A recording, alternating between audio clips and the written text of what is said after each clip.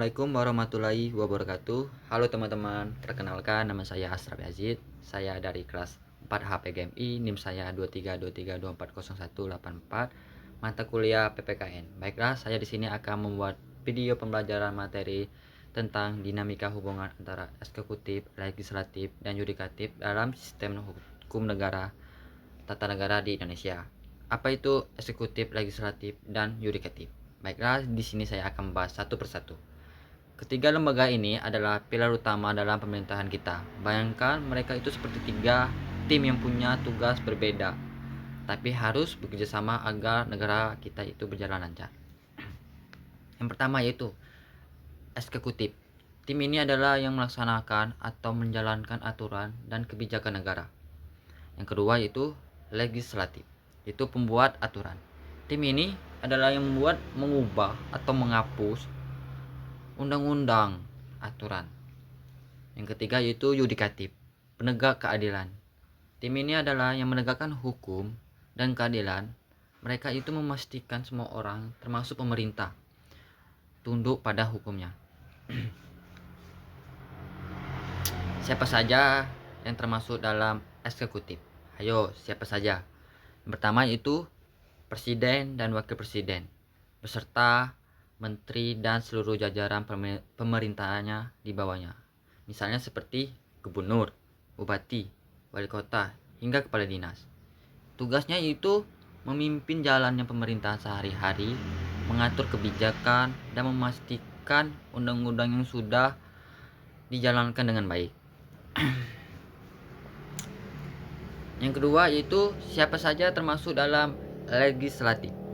Yang pertama yaitu Dewan Perwakilan Rakyat, yang bisa kita sebut dengan yang kita dengar sehari itu DPR. Yang kedua yaitu Majelis Permusyawaratan Rakyat, yang bisa disebut dengan MPR. Yang ketiga yaitu Dewan Perwakilan Daerah, bisa disebut dengan DPD. Tugas utamanya itu merumuskan undang-undang, akan menjadi pedoman bagi seluruh masyarakat dan pemerintah, serta mengawasi kerjasama tim eksekutif. Yang ketiga, siapa saja termasuk dalam yudikatif? Ayo, siapa saja? Yang pertama itu Mahkamah Agung, bisa disebut dengan MA. Yang kedua itu Mahkamah Konstitusi, bisa disebut dengan MK. Dan terakhir itu Komisi Yudisial, bisa disebut dengan KY. Tugasnya yaitu mengadili kasus-kasus hukum, menafsirkan undang-undang jika yang kurang jelas, dan memastikan tidak ada penyalahgunaan kekuasaan. Bagaimana dinamika hubungan ini saling berkaitan?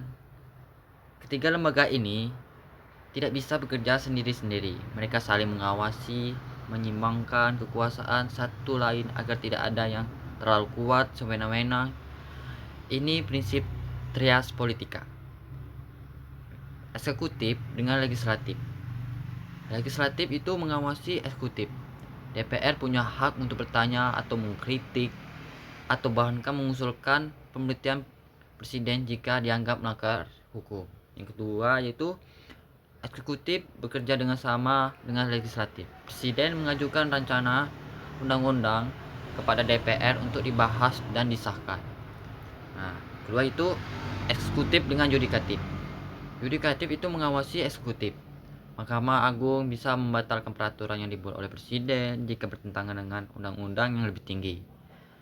Nah, eksekutif pun bisa menghormati yudikatif. Presiden harus melaksanakan putusan-putusan pengadilan yang sudah inkrah, itu sudah sah. Nah, legislatif dengan yudikatif. Yudikatif ini mengawasi legislatif. Mahkamah Konstitusi bisa menguji undang-undang yang sudah dibuat oleh DPR dan Presiden. Legislatif bekerjasama dengan yudikatif. DPR ikut dalam proses pemilihan hakim agung dan hakim konstitusi. Contoh dinamika hubungan dalam kehidupan sehari-hari. Yang pertama itu eksekutif dengan legislatif. Bayangkan pemerintah eksekutif ingin membangun jalan tol baru. Mereka harus membuat rencana dan anggaran.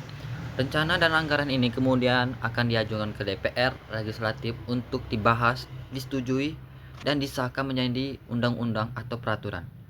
DPR akan memastikan apakah rencana ini sesuai dengan kebutuhan rakyat dan apakah anggarannya wajar. Nah, yang kedua itu eksekutif dengan yudikatif. Jika ada pejabat pemerintah eksekutif yang terbukti melakukan korupsi, ia akan diadili pengadilan. Yudikatif, pemerintah tidak akan mengintervensi atau putusan pengadilan tersebut. Yang ketiga yaitu legislatif dengan yudikatif. Misalkan nih, DPR legislatif mengesahkan undang-undang yang baru tentang pajak. Adakah masyarakat yang merasa undang-undang ini memberatkan dan tidak adil? Mereka bisa mengajukan gugatan ke Mahkamah Konstitusi untuk menguji apakah undang-undang tersebut bertentangan dengan Undang-Undang 1945. Jika Mahkamah Konstitusi memutuskan undang-undang itu bertentangan, maka undang-undang tersebut bisa dibatalkan atau diubah. Mengapa pentingnya adanya dinamika ini? Sistem ini pentingnya karena satu itu mencegah penyalahgunaan kekuasaan. Dengan adanya saling awas dan saling seimbang, tidak ada satupun lembaga yang bisa berkuasa mutlak dan sewenang-wenang. Yang kedua itu menjamin hak-hak rakyat. Setiap lembaga berusaha menjalankan tugas-tugasnya sesuai koridor atau hukum dan konstitusi yang pada akhirnya melindungi hak-hak warga negara. Yang ketiga, mewujudkan keadilan dan ketertiban dengan adanya aturan yang jelas dan penegakan hukum yang adil. Masyarakat bisa lebih tertib dan merasa aman. Nah, singkatnya itu hubungan antara eksekutif, legislatif, dan yudikatif ini seperti tim orkestra.